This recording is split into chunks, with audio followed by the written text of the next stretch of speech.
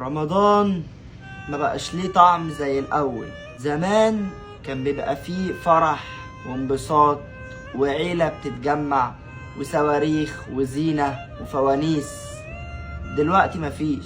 زمان كان من قبل رمضان ب10 أيام ولا أسبوعين زمايلي يكلموني ونتفق إن احنا هنعمل تمر ونوزعه في رمضان قبل الفطار. دلوقتي مفيش. ده حتى الأول كنت من قبل رمضان بحوالي شهر تلاقي الواتساب بيجيلك ريكوردات: كل سنة وانت طيب يا أعز صديق ليا، وحبيت أقولك انت أول واحد. دلوقتي الواتساب بينش. دلوقتي رمضان بقى عبارة عن مسلسلات وشوية بقى كل سنة وانتوا طيبين وراها كذب ونفاق وخداع ومش من القلب أصلا، ومحدش بقى بيقابل حد ولا بيسأل على حد.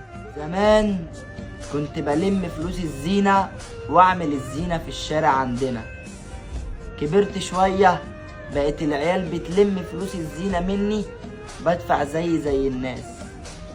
كبرت شوية وبقيت اشيل مسؤولية العزومة مع الله يرحمها. كبرت شوية والعيلة اتفرقت وما بقاش فيه عزومة اصلا.